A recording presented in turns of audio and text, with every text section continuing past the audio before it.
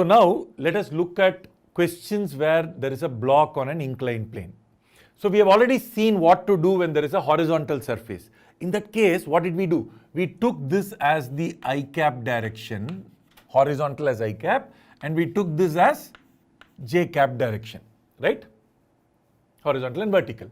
And if I had a force like this, I would have written with the angle theta, I would have said F cos theta I cap plus F sin theta J cap. So you know this.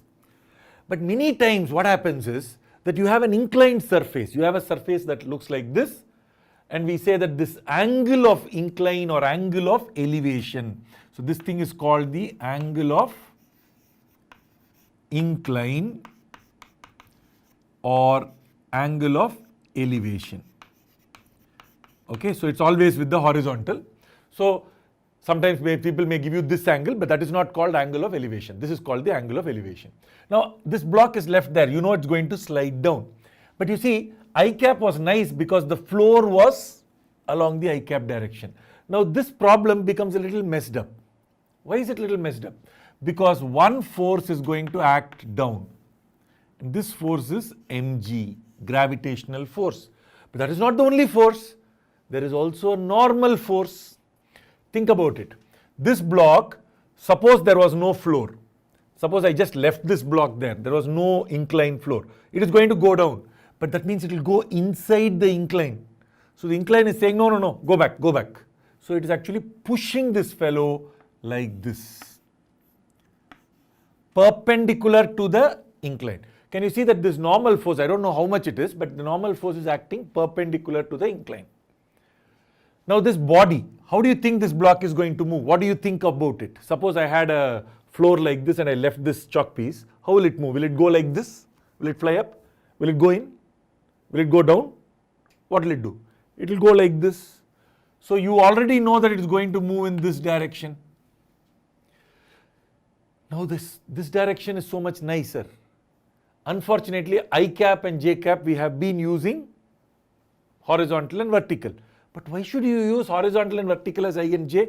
Suppose I just turn this. Can't I call this as I cap and that as J cap? It's our choice, no? So I'll make this I cap and make that J cap.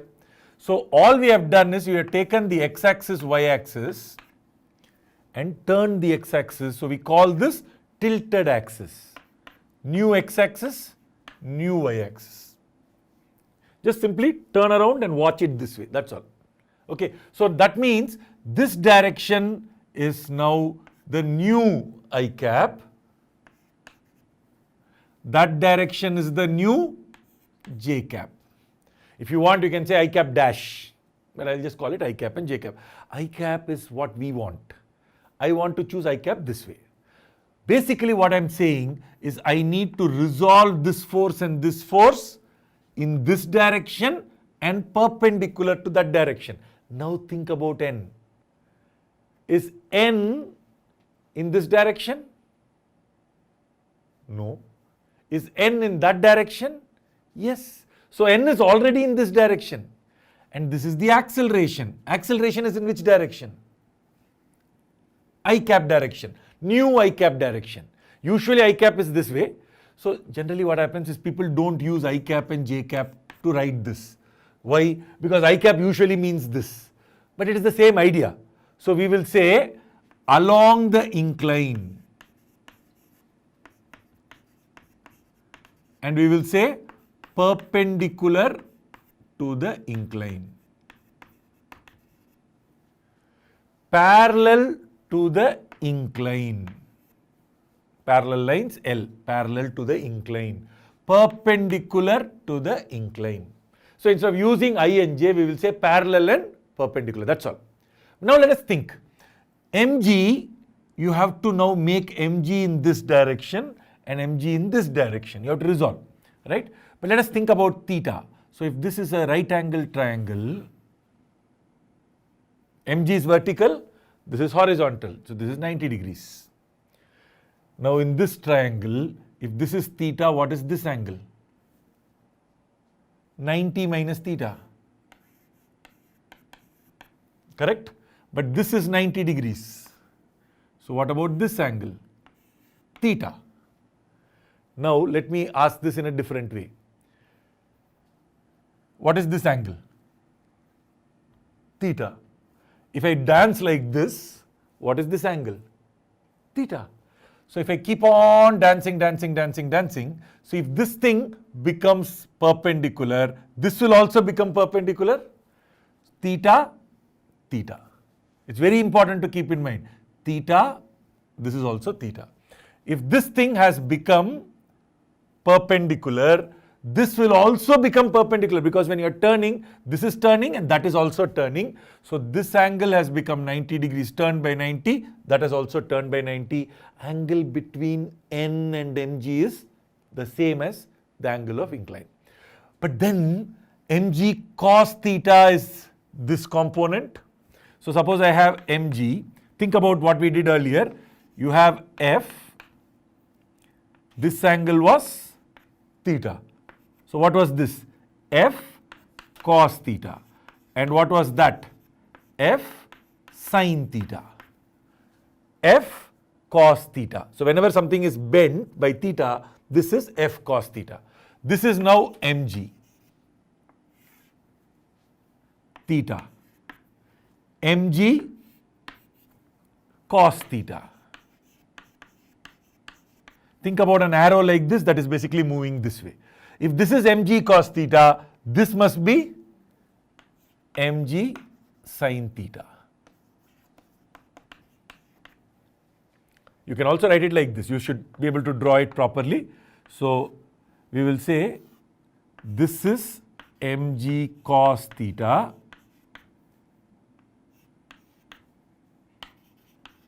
mg cos theta. This is mg sin theta. Only we won't use I cap and j cap. Otherwise I would have written mg sin theta parallel minus mg cos theta perpendicular. Why minus? Because it's this way, whereas that way I assume to be positive, right? So this is minus because it's in this direction. But instead of writing it like this, usually we'll write it like this. We'll say mg sin theta mg cos theta, like what I did here. So is that clear? mg cos theta mg sin theta. Now many times people get confused with something like this. So let us learn this carefully. So I have here an inclined surface. Okay. Now remember, gravitational force is vertically down. Remember the axis, vertically down. So there is one axis like this and there is one axis like this. This is the same as this direction. Okay, so sometimes it may be good to just take this point and say this I am resolving in this direction and this direction. This is one direction, simple. This is the perpendicular direction, 90 degrees. This angle theta, mg, this angle is theta, so this is mg cos theta. This is mg sin theta. Now if you put it on the floor, it sometimes is not correct, so that's why I'll move it up. So usually I will draw it like this. I will say this is mg sin theta. Okay, and this is mg cos theta. This is the same as this. This and this are the same, right?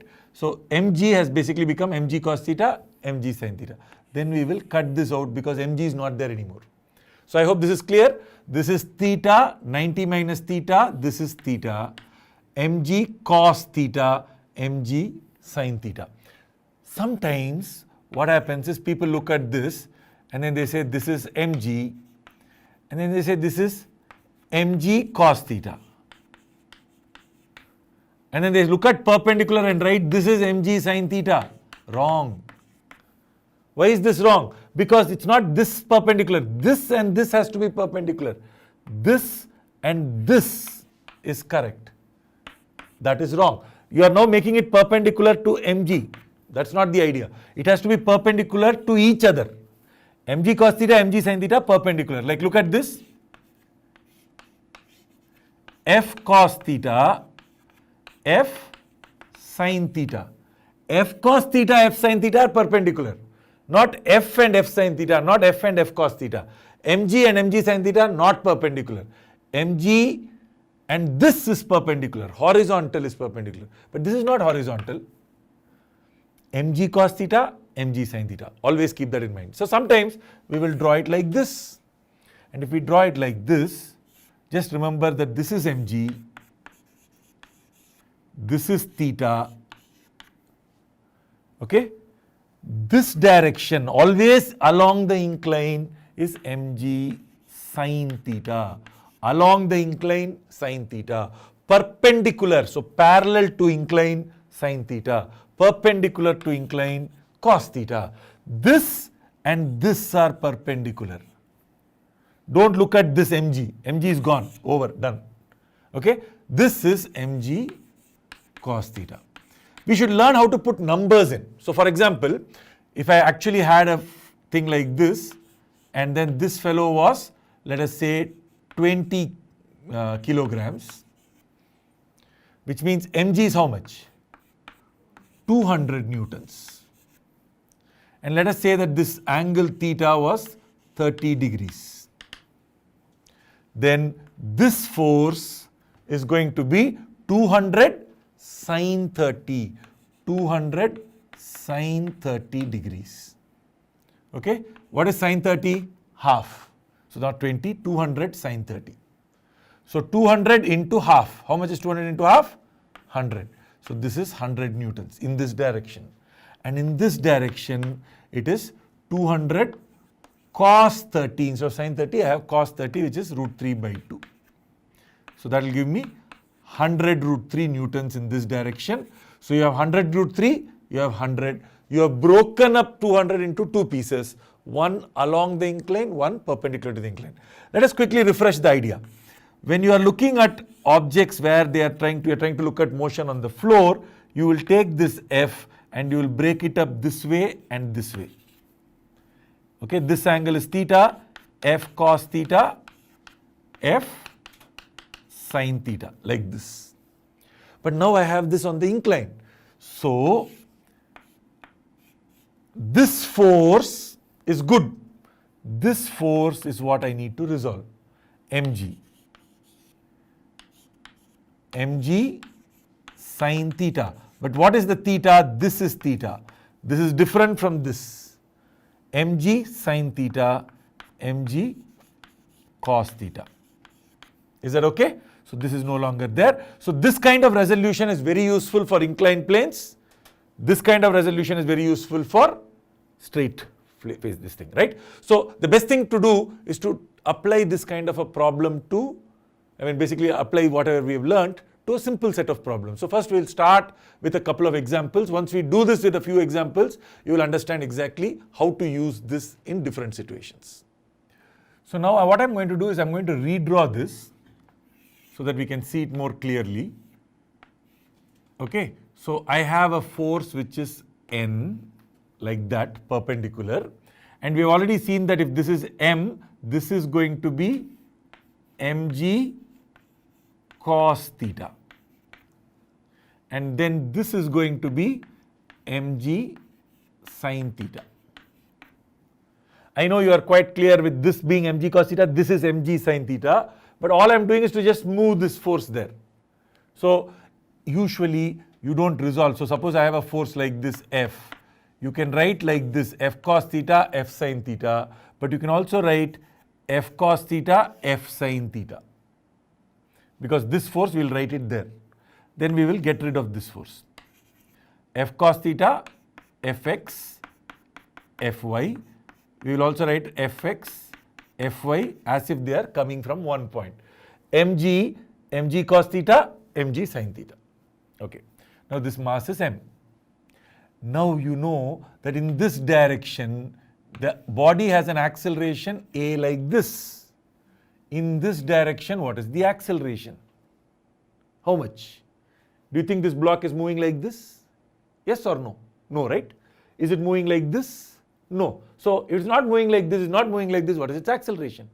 0. This is 0. This is exactly like the question I had earlier asked. Okay. If this block is not going up, not going down, this acceleration is 0. This acceleration is A. Do you understand? This acceleration is 0. This acceleration is 0. This acceleration is A. Right. Now, if in this direction, so now our axis itself is like this. This is the y-axis, this is the x-axis. Right? So, in this direction, what is mass into acceleration? 0. But what are the forces? N minus mg cos theta. Which means N is equal to mg cos theta. Always? No. Not always. Now. Why now? Because there is no force like this. There is no other force, only two forces, and it has 0 acceleration. Okay, always write this. This is important. This sometimes. Okay. So now let us take this direction. In this direction, what is the acceleration? A. M into A. How many forces are acting in this direction? One force. What is the force? mg sin theta. So mg sin theta is ma. So you can say A is g sin theta. Now sometimes people ask you to remember these as formula. Please don't. We will derive it for every case, because all you have to do is to change the problem, and somebody is saying I'm exerting a force like this, question has become different. Then you should be able to solve it. Okay. So let us start by solving very simple cases. Okay, let me take this same problem, do it with some numbers. So now if you look at this question, you have a 10 kg block that is on a smooth inclined surface. Smooth is important. Okay. Later we will learn what to do when you have a rough inclined surface. So this is a smooth inclined surface, and it has been kept there. It's at rest. It is going to accelerate down. We can use the formula and directly say it must be g sin theta. Okay, but I don't want to use it. If I did use the acceleration formula, if you remember from the previous case, this is g sin theta, and for other problems I would like you to remember it. G is 10, sin 30 is half, so you know the answer is going to be 5. But let us not use this for now. The answer is correct. I am just saying, let us not use this for now. Let us do it from the basics. So you know that there is a normal force N, and you know that there is a gravitational force of how much? M into G. M is 10, M into G is 100 newtons. This angle is 30, this angle must be 30. So 100 cos 30, 100 sin 30. So if I try to draw this body, I won't draw it like a free body, I'll just separately draw it. 100 cos 30 will look like that. What is cos 30? Cos 30, root 3 by 2. 100 sin 30. So this is 100 into sin 30. So can you see, this is 50 newtons. Now because this is 100 sin 30 divided by mg sin theta divided by m will give you g sin theta. But that is because there was no other force acting on it. Okay, next problem there will be. Okay, so right now do you understand that this is mg sin theta, this is mg cos theta, and then there is a normal force N. This is mass 10 kg. In this direction acceleration is 0, in this direction acceleration is A. All I have done is x-axis, y-axis I have tilted. We can call this tilted axis.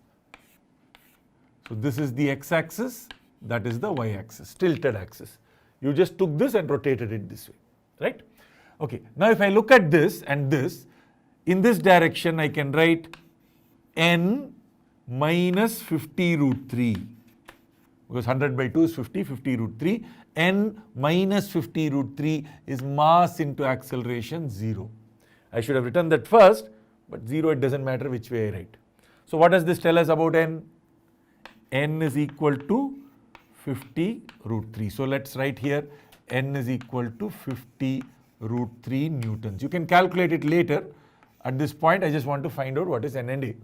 Now, if I want to look at A, I can write net force is mass into acceleration. Mass into acceleration must be the net force. In this direction, there's only one force, so it is 50. So you can see that it cancels out, giving us A is 5. A is 5 meters per second square. Can you see that's what we had got earlier? But don't remember it like a formula. Just remember that mg has become mg cos theta, mg sin theta. Resolve mg, we call this resolution. Very simple. Whenever you have an inclined plane, you have mg. Don't do g sin theta. Write mg sin theta, mg cos theta. Don't say n is equal to mg cos theta. Say the mg is become mg cos theta and mg sin theta. This is correct. By the way, even that is not correct. For example, if you're looking at IIT questions or JEE questions, sometimes you have this inclined plane itself moving. And when the inclined plane moves, then it's not necessarily good to resolve mg. But you are not going to get those kinds of questions, for example, in NEET. Okay, or in your school, generally, you're going to focus on something like this. So whenever you have mg on an inclined plane, immediately write mg sin theta, mg cos theta. That's a very quick way to solve many problems. Don't assume a g sin theta, but do definitely take mg sin theta. Is that okay? So now let us take another problem where mg sin theta will be still valid, but this g sin theta will not be valid. In fact, I'll take the exact same question and I will do that. So in the previous problem, we were looking at situations where I just left the block, right? This question is almost the same. This is also 30 degrees, 30 degrees, 10 kg, 10 kg, but there is a difference. Now there is a force also pulling it up. Apart from all this, there is an additional force of 15 newtons along the incline. We will continue to use the same axis, y, x, tilted axis. Okay, but remember now that there was this 100 newtons, no? That is going to have one component like this and one component like that. Mg cos theta, mg sin theta, mg sin 30 is 50 newtons. You've already done that. So 100 into half sin 30, 50 newtons. And what was this? Mg cos 30, which was root 3 by 2 into 100. So it was 50 root 3 newtons. Now notice 100 newtons was the only force, original force. We have split 100 newtons into two pieces.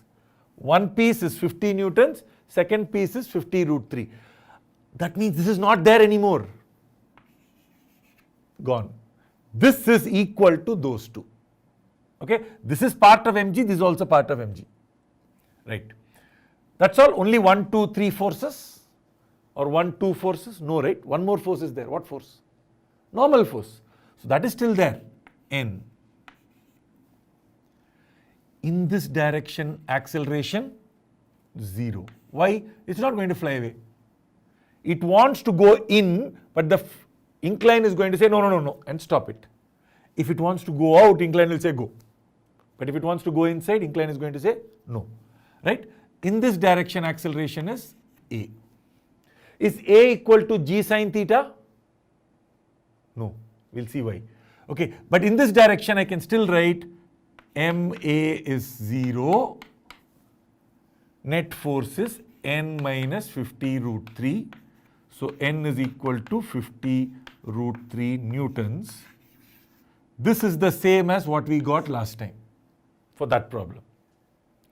But in this direction, net force must be mass into acceleration 10A. But should I write only 50 here? Should I only write equal to 50 on this side? What do you think? There is 50, but there is also 15. So you will say 50 minus 15. Why am I counting 15? Why am I not counting all this? Because this is perpendicular. You know, horizontal affects each other. If I go east and I go west, I am actually going opposite direction. But if I go north-south or I go up-down, it won't affect east-west. Suppose I walk 20 kilometers like this horizontally, how high have I gone? Not gone up. How many floors up? 0.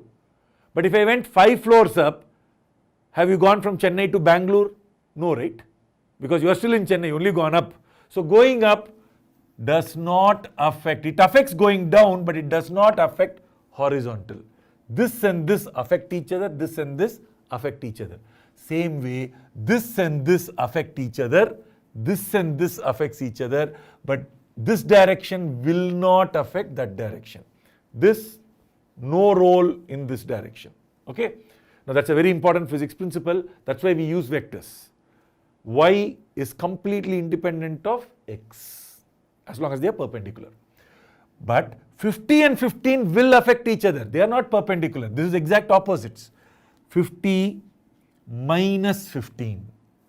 No need to worry about that. So how much is this? 50 minus 10 is 40, minus 5, 35. So 35 is 10A. So A is 3.5 meters per second square. Is this the same as 5? No, right? Don't say A is equal to G sine theta, because if you said that, you would have got 5. But this force parallel in this direction, parallel. So I'll write it as F parallel is mg sine theta. This is okay. But remember, it's not F, general F, because that is also F. So I will say weight in this direction, this is W, weight in this direction is mg sine theta. Weight's component in this direction is mg cos theta, where this is theta. I hope that is clear, right? So now you may start thinking, g sine theta, okay, we will basically take care of all of that. But for n, we can always call it mg cos theta, no? 2 problems, n was mg cos theta. No, that is because no other force was acting in this direction. Now let us try out the next question. So if you now look at this question, I have changed the direction of the incline, but that doesn't really matter. This angle is the angle of incline or angle of elevation. Now it is 37 degrees. Remember, sine 37 degrees is how much? 3 by 5, and cos 37 degrees is 4 by 5. Just keep that in mind. Okay, this is just a formula, just a number, approximately. Now, what is the gravitational force, weight? How much is the force? 40, right? 40 newtons. Now you know this is mg sine 37, mg cos 37. Now you can do that blindly. You don't have to think too hard. mg along the incline, mg sine, perpendicular to the incline, mg cos of this angle. If that angle is given, remember you have to use this angle. So I will write this force as 40 into sine 37. Sine 37 is 3 by 5. And this force I will write as 40 into cos 37. Cos 37 is 4 by 5. So into 4 by 5. I have broken this up into 2 pieces, right? Resolved it into 2 pieces. I don't need this anymore. So cut it out so it is not there. One force, second force, but there are already 2 forces. There is already a force that we are applying, which is 40 newtons, and then somebody is pushing it down towards the incline, perpendicular to the incline, with a force of 12 newtons. So one force, second force, third force, fourth force. Anything else? Have I forgotten something? N, normal force. So there is going to be, in addition to all this, there is a normal force, N. Okay? So keep that in mind, extra force, normal force. Now this is our axis. We will take this or that as x-axis, and we can take that as the y-axis. Same xy, just tilted, okay, along the incline, perpendicular to the incline. You can choose anything as positive. You can choose that as positive or this as positive, doesn't matter. Now let us look at this.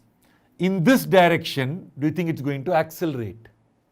No, right? 12, and then what is this? 40 into 4 by 5. How much is this? This is 8 force, 32. So it is 32 newtons like this. And how much is this force? 8 into 3, 24 newtons like this. Now this 32 and 12, 32 plus 12 is acting this way. How much is that? 44. 44 newtons like this. So will this block go inside? No, right? It is definitely not going to go in because there is a normal force. But in this direction, acceleration is 0.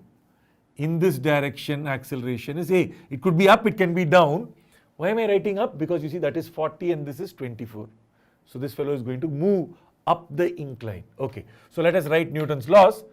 0, mass into acceleration in this direction, n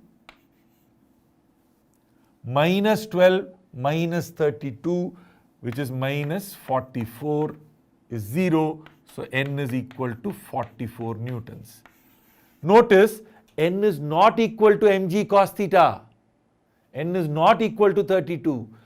N plus this plus that must be 0. N is 44, not equal to 32. Remember, usually if people write n is mg cos theta, that is not correct. In this case, not correct. Okay, because there is also one more force to take into account. Now let us take in this direction. Net force must be mass into acceleration. 4 times A, mass into acceleration, must be net force in that direction. What is the direction? This direction. 40 minus 24. How much is 40 minus 24? 16. So 16 by 4 must be A, which is 4 meters per second square. Right? So that means acceleration is 4 meters per second square. Normal force is 44 newtons. So you have to be a bit careful. It is not equal to g sine theta. Let's see what is g sine theta. So suppose I was trying to use g sine theta. G is 10. Sine theta is 3 by 5. So what happens? You will get 6. This is not the acceleration. Mg cos theta is going to be 32. That is not equal to n, so that is also not true. So on the other hand, this is mg sin theta, that is mg cos theta, that you should use. Don't assume the formula for n, don't assume a formula for acceleration. That you should derive by writing down what the net force is. So I hope that is clear. Later on we will look at slightly more complex versions of the same thing where there is a force acting horizontally and so on. But right now we will deal with very simple inclined plane questions where there is just one block on a plane and basically it is going up or down. Now you must remember that if I know the acceleration, you remember the formula for displacement, right? S is equal to ut plus half at square. Now I have not done a question with this yet, but you know this formula and how to use it. But if here you know the acceleration is 4 and I'm telling you it is going to go up and is traveling for 2 seconds. Let us say it starts from rest. Then you can write displacement is 0 into t, let's say 2 seconds, ut plus half a t square. Now if I simplify this, basically this is going to become 8. That means it will move 8 meters in 2 seconds. So you can use this acceleration, combine it with this formula to find displacement or find velocity. So many questions will ask you that. They'll say, okay, here I leave it on the inclined plane. How much will it move in 3 seconds? Which means first job, find acceleration, then use the acceleration with this kind of a formula.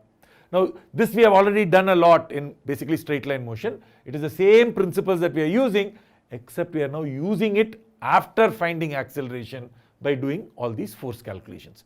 So the best thing to do is to do a lot of problems. Let us do some of the solved examples, try them out, then look at the solutions. Then you can start by looking at questions where you can apply what you have learned.